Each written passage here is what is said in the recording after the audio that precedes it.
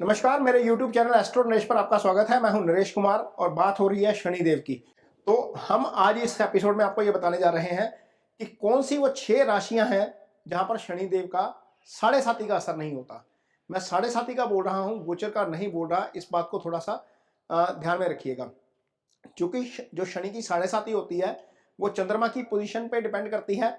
और चंद्रमा की पोजीशन जो है वो आपकी कुंडली में क्या है, कितने डिग्री है, वही डिसाइड करता है कि साढ़े साती कब शुरू होगी। तो कुछ लोगों को 17 जनवरी को शुरू हो जाएगी, कुछ लोगों को हो सकता है एडवांस में शुरू हो चुकी हो, कुछ लोगों को बाद में शुरू होगी, जिनकी कुंडली में चंद्रमा की डिग्री 15 से ऊपर होगी। जितने डिग्री ऊपर होगी उतने महीने बाद लेट शुरू होगी। तो खैर यहाँ पर उन 6 राशियों के बारे में बताएंगे जिन पर शनि की साढ़े साती का असर नहीं पड़ता। उनमें से सबसे पहली राशि है वृषभ राशि। मान लीजिए आपका चंद्रमा वृषभ राशि का है और वृषभ राशि में शनिदेव यहां पर आ जाएंगे तो साढ़े साती शुरू होगी। लेकिन इसका असर आप पर क्यों नहीं पड़ेगा वो ये बताते हैं, क्योंकि शनिदेव आपकी कुंडली में योगा कारक ग्रह हो जाते हैं। जब आपकी कुंडली वृषभ लगन की है या वृषभ राशि की है तो शनिदेव की एक राशि यहां पर आएगी, ये मकर राशि है और ये भाग्यस्थान है। जब भाग्यस्थान के स्वामी है और ये कर्मस्थान के स्वामी है, ये जो कुंडली का 9वां भाव होता है ये सबसे शुभ भाव होता है। जब यहां पर कोई ग्रह आ जाता है या शनिदेव भी आ जाते हैं, ये त्रिकोण का भाव है, तो यहां पर शनिदेव की जब राशि आ जाती है तो शनिदेव यहां पर अच्छा फल करते हैं, बुरा फल नहीं करते। उसका कारण यह है, एक केंद्र है, एक त्रिकोण है। जब शनि यहां पर, शनि की पोजीशन ये हो गई है तो इसका मतलब है कि शनि यहां पर योगा कारक हो गए। तो वृषभ राशि के जातक कभी ना डरे। जब भी लाइफ में, क्योंकि 30 साल बाद आती है शनि की ये पोजीशन, जब भी लाइफ में शनि की साढ़े साती आए, कोई आपको बोले कि शनि की साढ़े साती शुरू हो रही है, तो आपके ऊपर असर नहीं पड़ेगा, नेगेटिव इंपैक्ट नहीं पड़ेगा। गोचर का असर हो सकता है थोड़ा बहुत, आप जिन जिन भावों को शनि एस्पेक्ट करें, यदि महादशा अंतरदशा खराब चल रही है और गोचर भी उधर से खराब शुरू हो जाए तो हो सकता है उसका थोड़ा असर हो जाए, लेकिन साढ़े साती का असर आपके ऊपर नहीं पड़ेगा। दूसरी राशि जो इस सीरीज में आती है वो राशि है कर्क राशि। कर्क राशि में इसलिए बोल रहा हूं क्योंकि कर्क राशि जो है वो चंद्रमा की राशि है। जब कर्क राशि यहां पर होगी तो ये जल तत्व की राशि है। जल तत्व की राशि होने के कारण इस राशि के ऊपर शनि की साढ़े साती का प्रभाव नहीं पड़ता। जब भी यदि आपकी राशि कर्क है, जब भी आपको लगे कि शनि की साढ़े साती का असर बताया जा रहा है, कर्क राशि पर शनि की साढ़े साती शुरू हो रही है, फिलहाल तो अभी शुरू नहीं होगी, 10 साल बाद जाके होगी, लेकिन जब भी आपको लगे कि बताया जाए कि कर्क राशि है, उसके ऊपर साढ़े साती का असर आ रहा है, शनिदेव आगे आ रहे हैं, मिथुन राशि में गोचर कर रहे हैं, तो आपको बताया जाएगा कि आप पर साढ़े साती शुरू हो गई है, लेकिन आपके ऊपर शनि की साढ़े साती का असर नहीं आएगा। उसका कारण यह है कि आपकी कुंडली में जो त्रिकोण बनेगा वो बनेगा मंगल और गुरु का। जब आप ये कर्क राशि की जो ट्रायंगल होता है वो ये होता है, जब यहां पर जल तत्व की राशियां हैं तीनों, तो शनि का प्रभाव नहीं आता। तो ये वृषभ के बाद कर्क ऐसी राशि है जिसके ऊपर शनिदेव का साढ़े साती का असर नहीं आता। तो इस चीज को आपको समझने की जरूरत है। अगली राशि जो है इस सीरीज में वो राशि है कन्या। कन्या राशि मैं इसलिए बोल रहा हूं क्योंकि कन्या राशि जब यहां पर होगी तो आपका जो पंचम स्थान है, जो त्रिकोण का भाव होता है, वहां पर शनिदेव की मकर राशि आ जाएगी।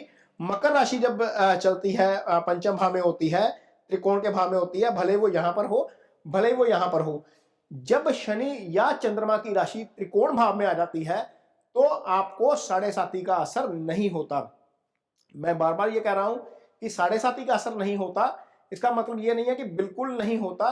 हो सकता है कि आपकी महादशा खराब चल रही हो और ऐसे भाव की महादशा चल रही हो जो खराब हो और उसके ऊपर शनि की साढ़े साती शुरू हो रहा है और शनि की दृष्टि कुछ ऐसे भाव के ऊपर हो जो शायद आपका पहले से वीक हो, तो हो सकता है कि कुछ असर उस चीज का आपको मिल जाए, लेकिन साढ़े साती, 7.5 साल तक उसका प्रभाव नहीं रहेगा। ये बात आपको समझने की जरूरत है, क्योंकि कन्या राशि ऐसी राशि है जिसके ऊपर शनि की साढ़े साती का असर नहीं आता। इसके बाद जो अगली राशि है वो है तुला। तुला राशि के ऊपर भी शनि के साढ़े साती का असर नहीं आता, क्योंकि तुला राशि जो है वो शुक्र की राशि है। जैसे वृष राशि शुक्र की राशि है, वैसे ही तुला राशि भी शुक्र की राशि है और यहां पर भी शनि योगा कारक हो जाते हैं। अब देखिए योगा कारक कैसे होते हैं। जब तुला राशि यहां पर होगी तो केंद्र में यह शनि की राशि आ जाएगी मकर, और शनि की दूसरी राशि यहां पर त्रिकोण में आ जाएगी। हम बार बार बता रहे हैं कि जब त्रिकोण में शनि या चंद्रमा की राशि होती है तो आपको साढ़े साती का असर नहीं पड़ता। तो अब देखिए यहाँ पर यदि आपकी राशि तुला है, फिलहाल तो नहीं आ रहा इसके ऊपर 7.5 नहीं आ रही है। जब भी कहीं आएगी आपको लगेगा कि आपको बताया जाए कि तुला राशि के ऊपर 7.5 शुरू हो रही है, तो आपके ऊपर 7.5 का असर नहीं होता, क्योंकि आपके लिए शनि योगा कारक है। वृष राशि और तुला राशि दोनों राशियों के लिए शनि योगा कारक होते हैं, इसलिए शनि का 7.5 साल तक, 7.5 का मतलब है 7.5 साल तक, तो 7.5 साल तक नेगेटिव इंपैक्ट नहीं आता। बहुत सारी चीजें हैं जो इसमें नहीं बताई जाती आपको। यूट्यूब पे आप दर्जनों वीडियो देखते हैं, उसमें बहुत सारी चीजें दबा ली जाती हैं या बताई नहीं जाती या समझाया नहीं जाता तरीके से। तो इसके बाद तुला राशि के ऊपर असर नहीं आता। इसके बाद जो अगली राशि है वो आपके पास है मीन राशि। मीन राशि के ऊपर भी शनि की 7.5 का असर नहीं आता। अब हम मीन राशि जब यहां पर रखेंगे, क्योंकि मीन राशि जल तत्व की राशि है, यदि यहां पर 12 राशि पड़ी होगी तो चंद्रमा की राशि यहां पर आ जाएगी। तो जब चंद्रमा की राशि यहां पर आती है तो भी आपको शनि की 7.5 का असर नहीं देखने को मिलता, क्योंकि ये चंद्रमा की राशि त्रिकोण में है, ये जल तत्व की राशि है। यहां पर जब जल तत्व की राशि होती है तो कर्म स्थान में भी आकर आपके भाग्य स्थान में भी आके जल तत्व की राशि आ जाती है। ये अगेन जल तत्व की राशियों का ट्रायंगल बन जाता है, तो आपके ऊपर शनि की 7.5 का असर नहीं होता। तो ये जो राशियां हैं, चाहे आपकी वृष राशि है, चाहे आपकी कन्या राशि है, चाहे आपकी तुला राशि है, चाहे आपकी मीन राशि है, इन राशियों के ऊपर शनि की 7.5 का असर नहीं होता है। 4, 8, 12 पर तो वैसे ही नहीं होता। जब यहां पर 8 राशि आएगी तो भी असर नहीं होगा।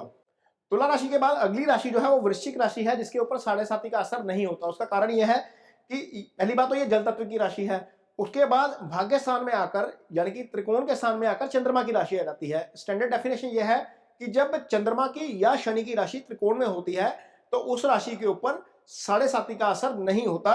ये त्रिकोण जो है वो जल तत्व राशियों का हो जाता है। शनिदेव यहां पर आकर ठंडे हो जाते हैं, इसलिए यहां पर शनि की 7.5 का असर नहीं होता। 7.5 का मतलब है कि 7.5 साल तक जो शनि का प्रभाव बताया जाता है बार बार कि आपके ऊपर 7.5 आ गई है, आपका कोई काम नहीं होगा, काम अटक जाएंगे, आपको कुछ दिक्कतों का सामना करना पड़ सकता है, तो वो 7.5 साल की स्थिति नहीं आती है।